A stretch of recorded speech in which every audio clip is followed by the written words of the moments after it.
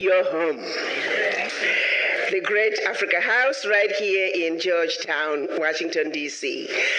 To the presidents who are sitting at the podium, I want to take a moment to thank you for taking your time in your busy schedules to come and join us on this momentum occasion. I took office 2.5 years ago as a dumb, ignorant family physician coming from Murfreesboro, Tennessee. I had no idea what I was going to be doing in Washington. As a matter of fact, I actually felt kind of funny and silly, thinking me, a medical doctor, can be a diplomat. But be it as it may, singularly, the one thing, I came here, by the way, with no plans of staying. I was coming here top 6 months. After 6 months, look at my husband, honey, I tried, it didn't work out. Look at the chairman of the African Union who had appointed me. Thank you, Madam Zuma, it was great, but I could not do it. But 5th month into this position, one issue that kept coming to me and became very apparent was the disrespect for the African. I knew it existed, I just didn't understand the depth and the profoundness of it.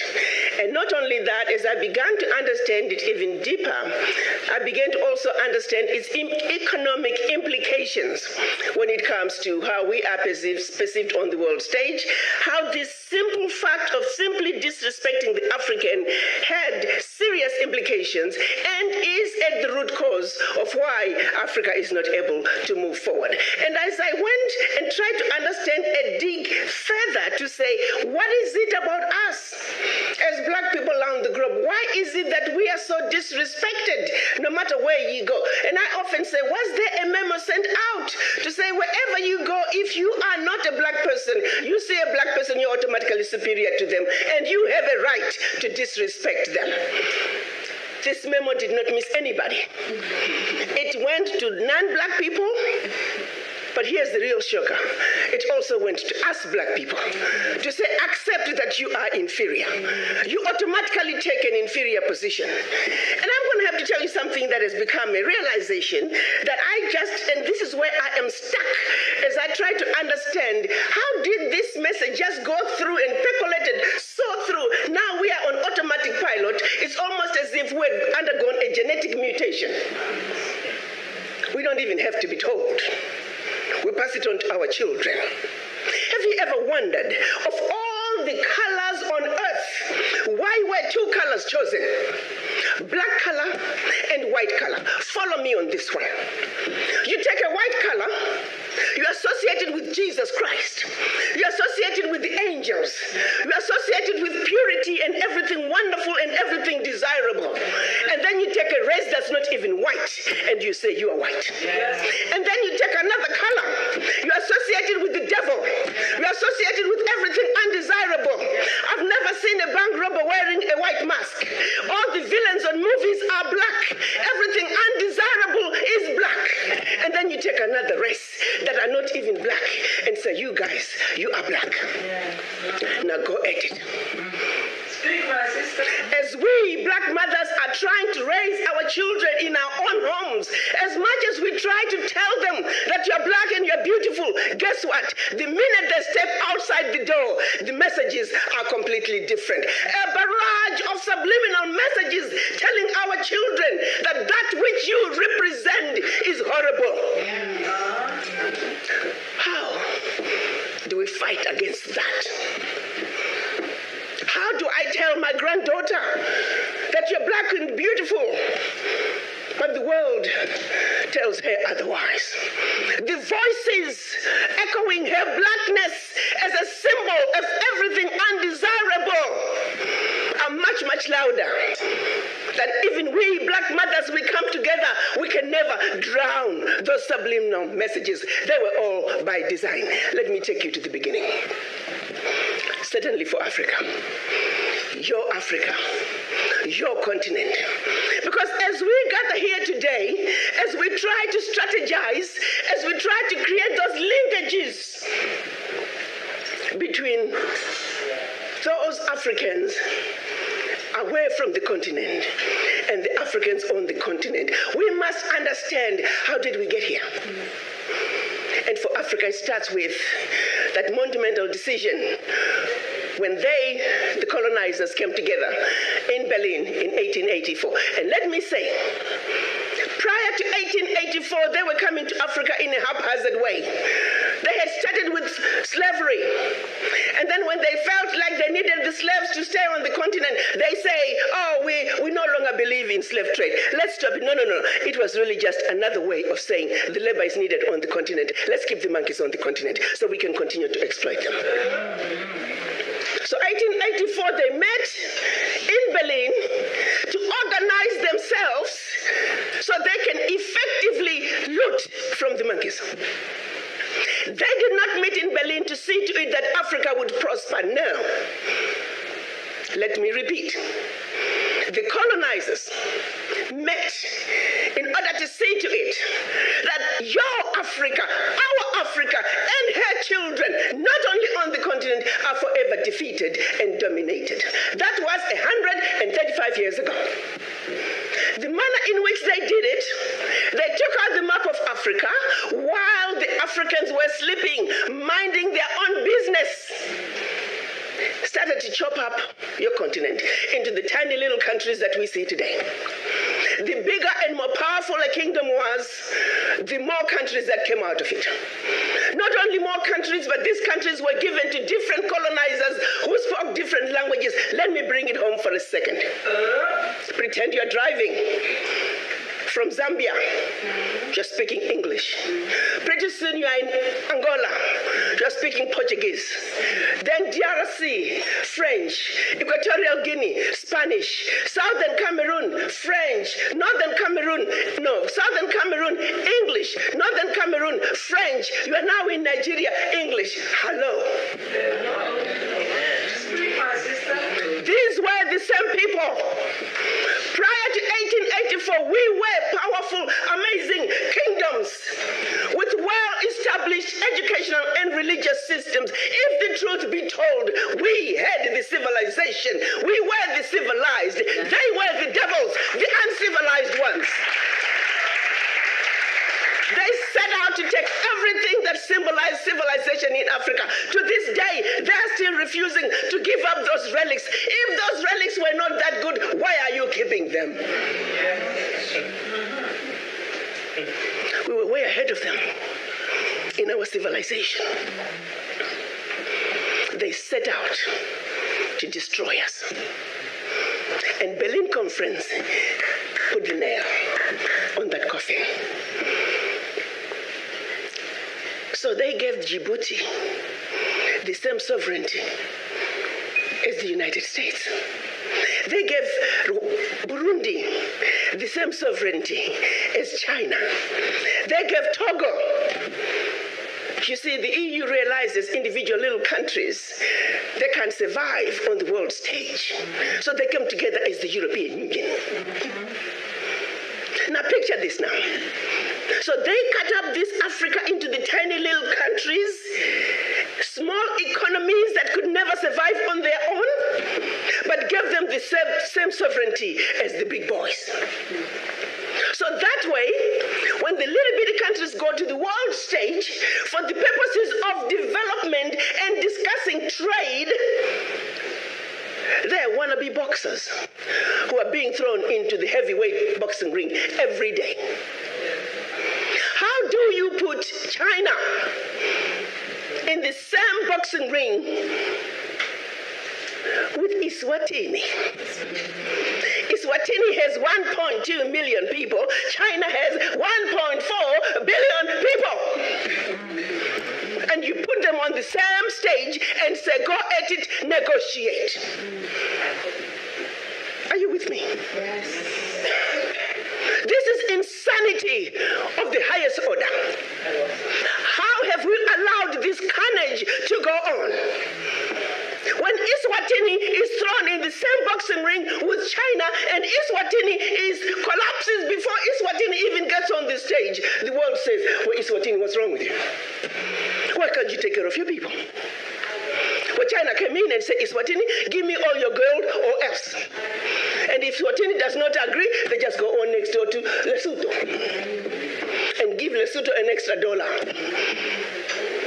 And if Lesotho doesn't take it, they just jump on to Togo, Central African Republic. It was all by design. 1884. They did something else in addition to chopping us up. They also set out to make the African believe that everything African was bad and undesirable, and everything Western, particularly French and British, was more desirable. We call that the legacy of colonization. Prior to that, they had started long working on the slaves.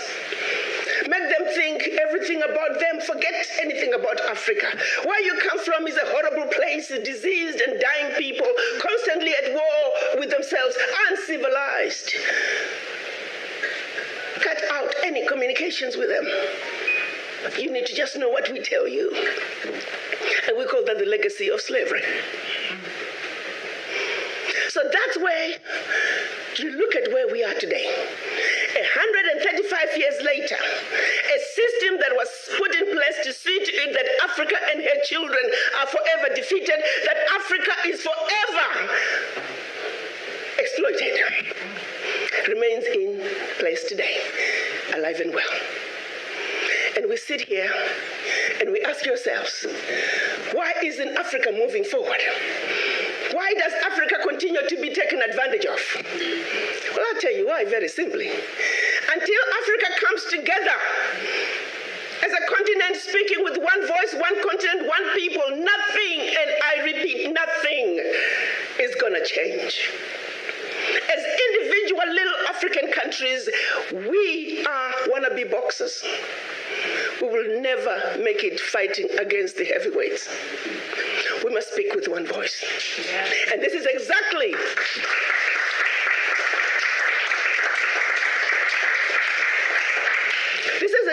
what our Pan-African leaders wanted to see happen in 1963 when they came together in Addis Ababa, Ethiopia. They clearly stated that Africa for the Africans at home and abroad, and that African Union was now. They said Africa must speak with one voice. It is the only way for Africa to take its rightful place on the world stage. Sadly, when they went to Addis Ababa in 1963, they were divided. We had two factions, the Casablanca group and the Monrovia group. The Casablanca group were saying Africa for the Africans at home and abroad, and African Union now. This was Ghana, Guinea, Mali, Egypt, Morocco, Algeria, and Tunisia. Only 7. The other 25 of the 32 who attended were the Monrovia group. They were the nationalists. They said, let's go slow. Let's kind of wait on this Pan-African thing. 55 years later, 56 this year, we're still going slow. As if it wasn't bad enough that we were divided up into the tiny little countries that we are today. The gift that Berlin Conference gave us. One other thing that France did between 1958 and 1961 in the name of giving us our independence as African countries. France forced the Francophone, and I hate that terminology. There is no such thing as Francophone, Anglophone. They made it up. But for the purposes of communication, I will use that. 14 of those countries, they said, in order for you to get your independence from us, you must sign this document.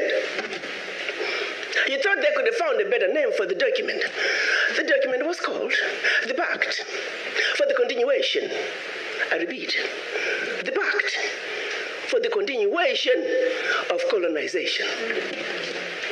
We are talking about giving you independence, but sign this pact for the continuation of colonization in a different format. And I'm going to highlight some of those issues that they said you must agree to if you are going to be independent. Hello. Maybe we need to redefine the meaning of independence for the French.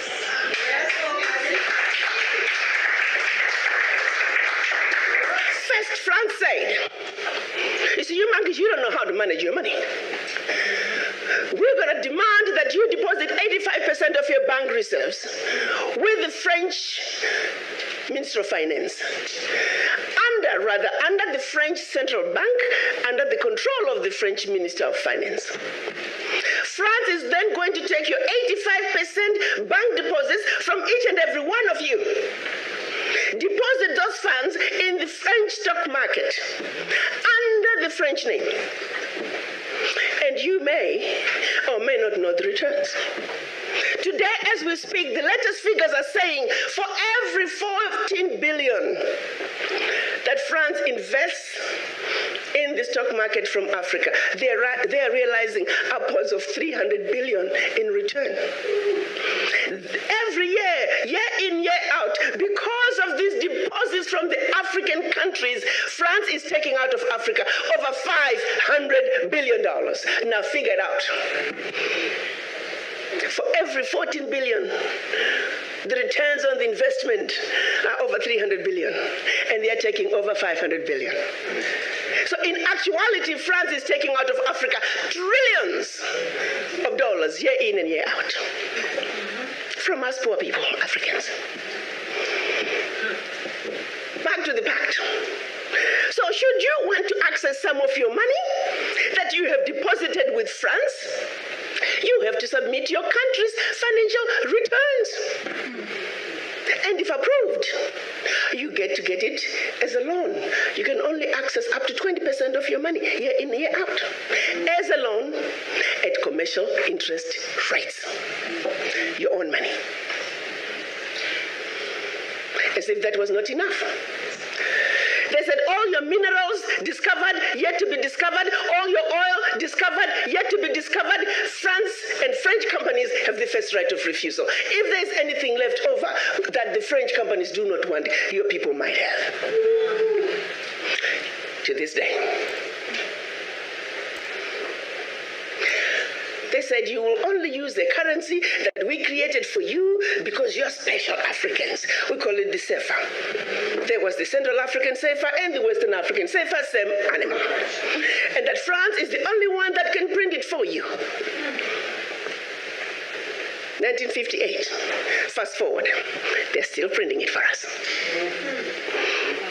And if you start misbehaving, they just stop printing your money. And your country's in trouble. They also said your language of instruction shall be French, whether you like it or not. That France will have military presence in your country. That your military can only be trained by France, that you can only buy military equipment from France, that you cannot have any military alliance with your neighbor, and that in the event of war, your allegiance is only to France. And furthermore, because they have military presence in your country, they can invade you without notice should they feel that the interests of France in your country are being violated. Teach, sister, teach. Speak, sister. Fast forward, 2019, nothing has changed. The same people who have the audacity to tell us that we are poor countries, they are taking trillions out of Africa every year. And what is the African doing? Like an obedient, programmed black man, we just give in. We know the facts, but we just do nothing about it. Now, you have to say some of the fears are real, because the France that has sold you inferior equipment to theirs, France that has trained your military to be inferior to their military, they're now in your country. They can invade you. They have the permission to do so. They can destabilize you. And then one might say, why is it that African leaders haven't done anything about this deplorable situation? Well, let me tell you, my brother and sister, they have tried. Documented to this day, 22 coups where leaders were assassinated. France had something to do with it. The first 7, when they decided they were pulling out of the CFA and that they're going to print their own money, they were assassinated.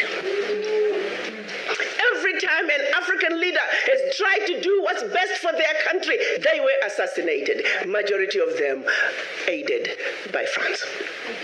It's a known fact. And then others, they were just mercenaries who felt that when there was a natural resource discovered in one country, they wanted to create a coup. So while the country is thrown into a civil war, they're siphoning the natural resource. We know of one particular story that had we not known about it, it would have been, oh, there we go again, the Africans. In about 25 years ago, a group of young, rich white kids were having fun in Cape Town. They found out that there was oil in Equatorial Guinea that had just been discovered, and they wanted it. So they set out a plan to have a coup in Equatorial Guinea. So while the Guineans are busy fighting a civil war, they will be siphoning the oil. But they made one mistake. There were two planes. One was to leave South Africa, stop in Zimbabwe, pick up more ammunition on their way to hunt in Equatorial Guinea. Another plane was taking off in the Caribbean that had this puppet diaspora who was supposed to be the next president. Mugabe wondered why such young people needed such powerful ammunition to go hunt in Equatorial Guinea. In doing his research further, he found out that this was a coup in the making. He allowed them to land in Zimbabwe. They loaded their plane, and just before takeoff, they were all arrested. The ringleader of that group was none other than the son of the former Prime Minister of the United Kingdom, Margaret Thatcher. She had to fly to Zimbabwe and paid handsomely to get her son out. The last one of those prisoners left Zimbabwe about 6-7 years ago. Had these young people succeeded, it would have been another coup. There you go, the Africans again. Such, my brothers and sisters, is the story of your Africa. They don't do coups anymore. They simply create instability. So when you hear of an instability in an African country, ask yourself, what is really going on? Because what they're telling you is really going on is just a shiny object. The real issue is over here.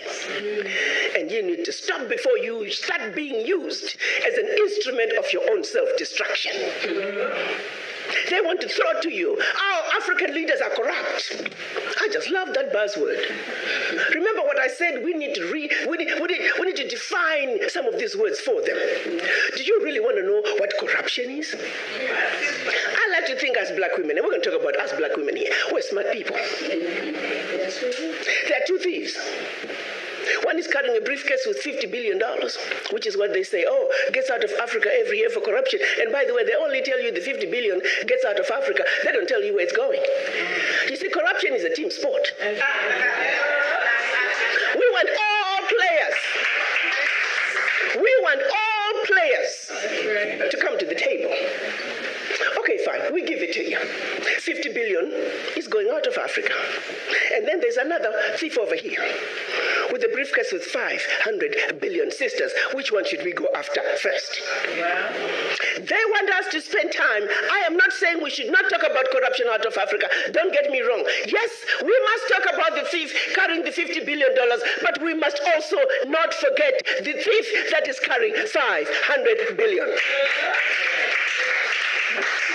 And by the time that thief is done investing that 500 billion, we're looking at trillions out of Africa. Now, do you see how quickly the 50 billion becomes the larger crumb under the table? And they're busy pointing at you. Oh, you see your brother, he got the bigger crumb under the table. I'm like, hell no, I want to be on the table. Don't get me stuck in the mud under the table when the real issues are on the table. We are not even on the table, my brothers and sisters, to tackle the issues that truly matter for our Africa. We must realize that. Let's refuse to fight over which brother got the bigger chunk under the table. That's right. We want to get on the table. That's right. And the only way for us to get on the table is to understand our circumstances, is to understand how we got here, to see our Africa with 2020 vision. So we, the beautiful, intelligent, sophisticated, highly adaptable, and totally indestructible Africans can do what we need to do to move our Africa from the doldrums where we were left by the Berlin Conference, from the losing lane that we were left in by the Berlin Conference, into the right lane, where we can truly look at our issues and address them as Africans for Africa. So all is not lost, my brothers and sisters. The wishes of our Pan-African fathers from 1963, March last year, the African leaders got together and signed a decision that is now putting us on the path to finish the unfinished business of the Berlin Conference. They signed what we are now calling the African Continental Free Trade Area, where Africa is now going to negotiate as a bloc, as one continent, one Africa, one heart, one soul, one mind. Yes, sir.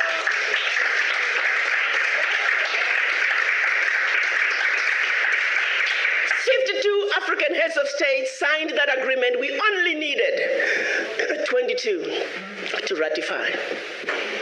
Exactly 13 months later, this is something that the colonizers were laughing at us. You Africans, you'll never put this through. This CFTA thing, you'll never get the ratifications. Years down the line, it's never going to happen. It's going to be a piece of paper in a drawer somewhere, because the reality is ratifications, my brothers and sisters, do take a long time. They take years. But guess what? 13 months. April this year, the 22nd ratification was deposited to the African Union.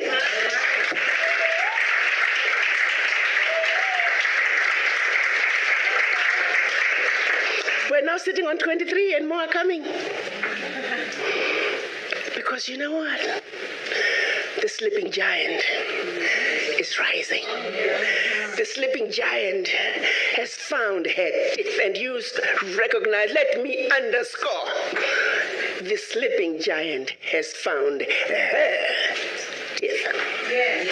Her teeth. Yes. Game is over.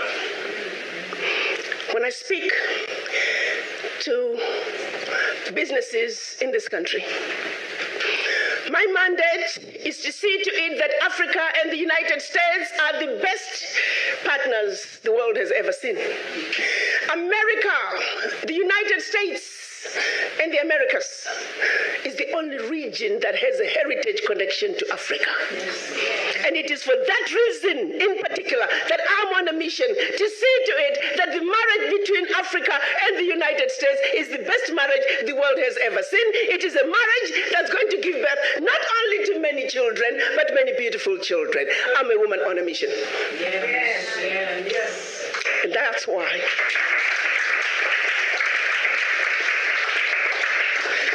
it is important that we begin to understand each other. That the misconceptions, the misunderstandings, the Africans don't understand the Americans, and the Americans don't understand the Africans. Our Caucasian brothers and sisters come to the negotiating table on a high horse. To them I say, get off your high horse. Yes. And we come to the negotiating table feeling automatically inferior. I also say to all of us, you are just as good as anybody else. Get off that underground. You need to rise up somewhere in the middle. We must rise up, they must come down. And somewhere in the middle is where we are going to have the truly desired, meaningful conversations that are going to take us where we need to be. And this is why we are here today. Thank you. My son Kwame, I thank you for all the wonderful creating that bridge that's going to get us to the table with a clear mind, clear vision, understanding that when we understand each other, it is then and only then can the children of Africa take their beloved continent to its rightful place on the world stage, the place that we have vacated for far too long. But we are now saying enough is enough. We, the children of Africa, as a united front, we're going to come, join our hands and sing the best melody the world has ever heard as we waltz our way to our motherland. Not as 55 African countries, not as 1.27 billion brothers and sisters on the continent, not as over 400 million African diaspora around the globe, but children of one mother Africa. Let's give the world the best melody the world has ever heard. You see, birds sing not because they can, they sing because they have a song. As children of one mother Africa, we do have a song. Let's join hands. Let's give that world that beautiful song as we waltz our way across the Atlantic back to the motherland. I thank you.